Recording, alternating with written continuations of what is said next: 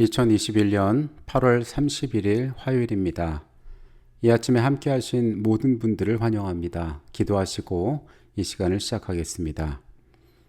하나님, 우리의 시간들 가운데에 하나님께서 어떠한 계획을 가지고 계신지 우리가 이 아침에 다시 한번 묻습니다. 주님, 나의 삶을 향하여 하나님께서 가지신 선한 계획들이 조금이나마 우리의 마음 가운데 깨달아질 수 있도록 이 아침에 우리에게 말씀하여 주시옵소서. 인간의 존재가 얼마나 연약하고 악한지 주께서 잘 아십니다. 우리의 부족들 하늘의 은혜로 가리우게 하시고 이 삶에서 우리가 할 수 있는 만큼 하나님 앞에 선한 모습으로 살아가기를 원하오니 주님, 부족한 우리를 깨우치시고 그렇게 인도하여 주시옵소서. 삶이 감사를 가질 수 있도록 하나님의 이름을 찬양할 수 있도록 그렇게 살아가기를 원하오니 주님, 우리의 심령 가운데 기쁨을 허락하시고 하나님께서 우리에게 하신 일들 놓치지 않고 세세히 기억하고 확인할 수 있는 마음 또한 허락하여 주시옵소서. 성령의 안대를 따라 우리의 삶이 말씀 가운데에서 귀한 것들을 얻고자 합니다. 하나님, 이 시간 우리 가운데 역사하여 주시옵소서. 거룩하신 예수 그리스도의 이름으로 기도합니다. 아멘. 고대 그리스는 대제국을 형성했던 것은 아니었지만은 최초의 직접 민주주의 제도가 시행된 곳으로서 역사가들이 매우 의미 있게 여기는 역사로 기록되어 있습니다. 오늘날의 많은 국가들이 당연한 것처럼 시행하고 있는 시민권 제도에 해당하는 개념이 생겨난 것도 이때였습니다. 우리의 생각과는 달리 당시 도시국가이던 폴리스에 거주하던 사람들 중에 소수만이 시민권을 갖고 있었습니다. 스파르타의 경우에는 상공업에 종사하는 사람들은 시민권 자체가 부여되지 않았고 외국인과 노예의 경우는 당연히 시민권에서 배제되었습니다. 시민권을 가지고 있던 자들이 누리는 특권은 오늘날과 같이 참정권이 그 주요한 대상이었습니다. 국가의 정책적 의사결정에 참여하는 특권을 시민들이 누렸던 것입니다. 하지만 이 과정에서는 엄숙한 책임도 뒤따랐는데 시민권을 가진 자들은 납세와 행정에 대한 책임을 지고 있어서 물질적, 시간적 헌신을 국가를 향해 해야만 했습니다. 가장 중요한 것은 국방에 대한 의무였는데 시민이 되었다는 것은 곧 국가의 군인이 되는 것을 의미했습니다. 나라가 외세의 침입을 받게 되면 기꺼이 전장에 나가서 목숨을 바쳐 싸워야 하는 것이 시민의 의무였습니다. 우리가 흔히 생각할 때 역사 가운데 존재하던 신분제에서 신분적인 우위는 특권을 가지고 다른 계층을 억압하여 부당한 이득을 취하는 존재라고 생각한 적이 많습니다. 물론 그런 면들이 있었고 많은 시대에 존재하던 신분제들이 그러했습니다. 앞서 이야기한 그리스도의 시민권의 일부 개념도 그렇게 부족한 부분을 품고 있었습니다. 하지만 이러한 특권뿐 아니라 의무조차 명예롭게 여긴 것이 그리스 민주주의의 핵심이었고 이러한 의무조차 명예롭게 여겼던 것이 역사에 기록될 만한 하나의 제도로 사람들에게 기억되고 있는 것입니다. 재림교인들을 스스로 지칭하는 말 중에 하나가 바로 남은 물이라는 뜻입니다. 이 말은 대단히 특별한 많은 의미를 내포하고 있습니다. 구별됨의 언어임은 물론이고 그 안에는 사명 또한 자리 잡고 있습니다. 우리가 이 땅에서 사람들 가운데 섞여 살아가고 있는 존재들이지만은 그들과는 다른 목적, 다른 생각으로 이 세상을 살아가고 있기 때문에 그렇습니다. 오늘의 주제는 문 안에 유하는 계기입니다.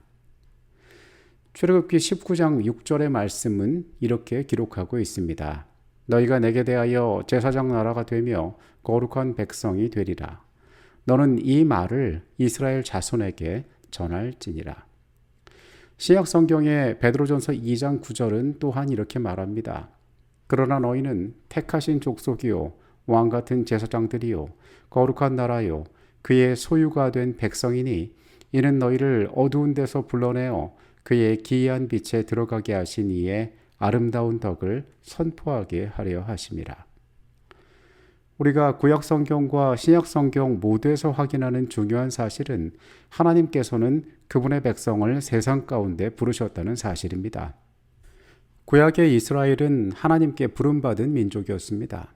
그런데 그들이 부름받았다는 이 특별한 부르심은 단순하게 그 민족을 세상 가운데 하나님께서 편애해서 그들로 하여금 더 많은 물질적 풍요와 세상적 권력을 누리게 하시기 위함이 아니라 천하 만민이 복을 얻을 만한 그 복의 통로로서 그들을 부르셨던 것입니다.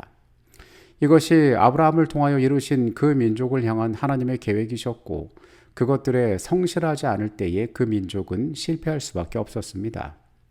이스라엘이 가진 이 민족적 사명은 신약 성경에 와서 혈통적이 아닌 믿음 안에서의 구별된 민족으로 이어지게 됩니다.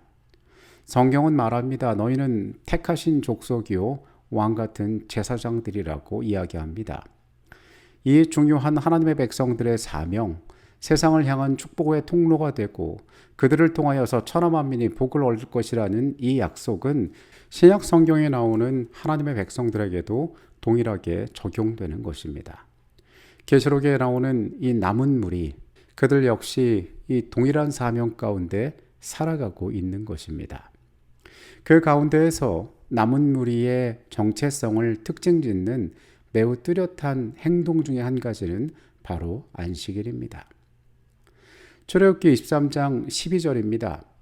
너는 엿새 동안에 내 일을 하고 일곱째 날에는 쉬라. 내 소와 나귀가 쉴 것이며 내 여종의 자식과 나그네가 숨을 돌리리라.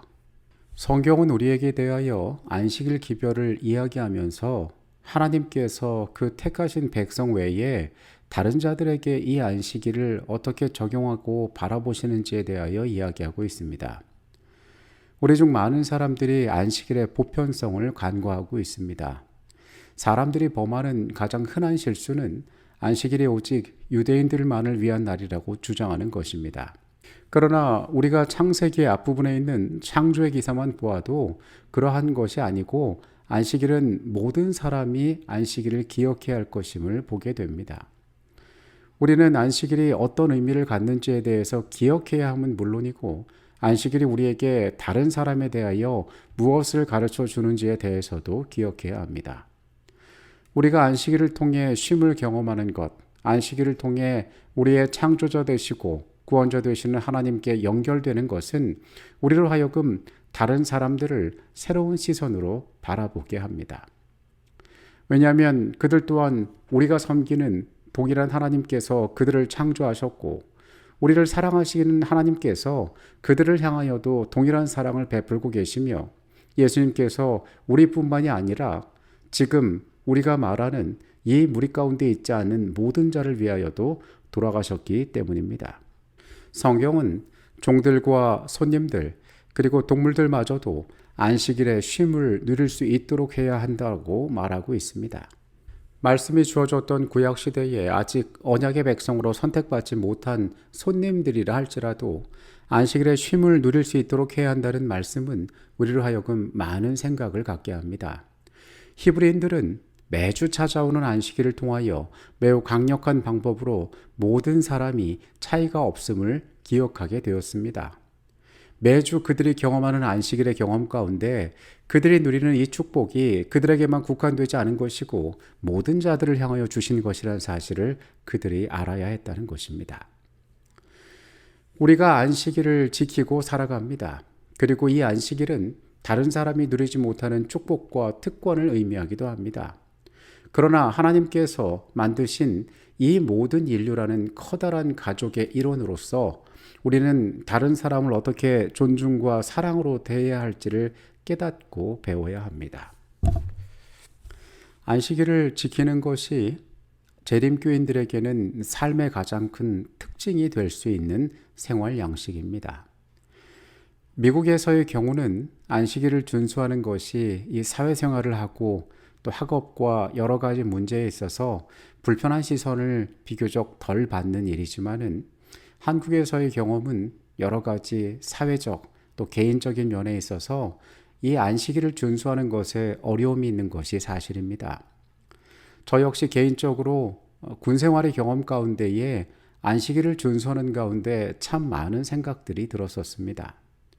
하나님의 은혜로 제가 원하는 대로 안식일에 교회에 출석할 수 있는 일들을 허락을 받았지만은 제가 안식일을 준수하는 과정을 통하여서 제 주변의 여러 사람들의 양보와 희생이 뒤따르는 것을 그때 목격하게 되었습니다.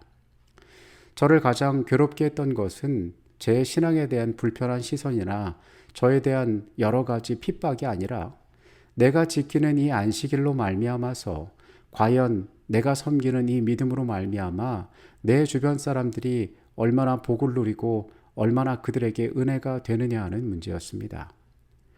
내가 이 관계 속에서 천덕꾸러기 같은 존재가 되고 사람들에게 덕을 끼치지 못하고 오히려 그들을 불편하게 만드는 것이 아닌가 하는 불안함이 그 당시 제 마음 가운데 있었던 것 같습니다.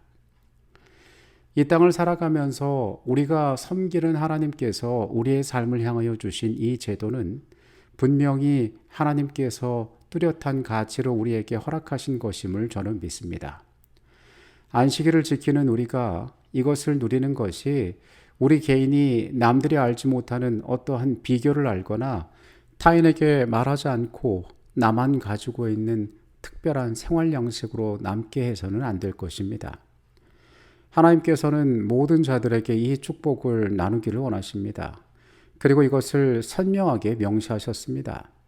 먼저 우리는 하나님께서 주신 이 특별한 날에 대한 약속이 모든 자들의 삶에 축복이 된다는 확신 가운데 거해야 할 것입니다. 우리의 삶의 방식이 이 땅의 질서에 따라서 때로는 사람들에게 낯설게 보일 수도 있을 것입니다. 그들에게 이해되어지지 않는 행동일 수도 있을 것입니다. 그러나 우리는 하나님께서 더 큰 세계의 주인이 되시고 우주의 질서 가운데 이것을 원하신다는 사실을 분명히 기억할 필요가 있습니다. 그분께서 약속하셨다면, 그분께서 명령하셨다면 우리의 이러한 삶은 우리가 세상에 축복이 될 수 있는 중요한 통로가 될 것입니다. 이것은 우리 개인에 대한 축복뿐 아니라 타인과 우리와 함께하는 모든 자들이 누릴 수 있는 복으로서 주어진 하나님의 약속임을 우리는 기억할 필요가 있습니다. 보주와 선지자 47페이지와 48페이지에 있는 내용입니다. 하나님께서 에덴에서 제7일을 축복하심으로 당신의 창조 사업의 기념물을 세우셨다. 안식일은 전 인간 가족의 아버지요 대표자인 아담에게 위탁되었다. 안식일 준수는 세상에 거할 모든 자들 편에서 하나님이 그들의 창조주이시며 그들의 정당한 주권자시라는 것과 그들은 그분의 손으로 만들어진 피조물이며 그분의 권위에 복종해야 하는 것을 감사하는 마음으로 인정하는 행위가 될 것이었다. 이와 같이 안식일 제도는 전적으로 기념적인 것이었으며 온 인류에게 주어졌다. 이것은 그림자이거나 어떤 백성에게만 제한적으로 적용되지 않았다. 여러분의 안식일은 어떻게 꼴지어지고 있습니까? 금요일에 이 예비일에 해가 질 때에 여러분의 마음 가운데는 어떤 생각들이 있으십니까? 내가 무언가를 하지 못한다는 부담과 이 시간들을 무엇으로 채워야 할까요 하는 그런 염려가 있지는 않습니까? 오늘 우리가 먼저 이 날이 어떠한 날이며 우리에게 어떠한 축복이 되는지를 기억하고 체험하게 되시기 바랍니다. 그리고 나아가서 이것을 남들 앞에서 내가 자랑스럽게 여기지 못하고 내 독특한 삶을 감추고 싶어 하는 그러한 날로 남기는 것이 아니라 하나님께서 이 날의 축복을 세상과 함께 나누기를 원하신다는 것을 우리의 삶이 기억하게 되시기 바랍니다. 나의 삶이 이 날을 특별하고 은혜로운 하나님의 축복으로 기억하고 주장할 때에 우리는 이 은혜를 세상과 함께 나눌 수가 있게 될 것입니다.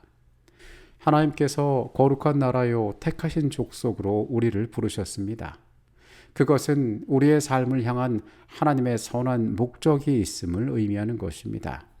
이 안식일에 대한 하나님의 특별한 계획 가운데 우리의 삶이 그 은혜의 통로가 될 수 있도록 준비하고 살아가는 삶이 되시기를 바라겠습니다. 기도하시겠습니다. 하나님, 우리에게 축복으로 주신 이 날이 우리뿐 아니라 우리 문안에 유하는 여러 존재들에게도 동일한 축복으로 주셨음을 발견합니다.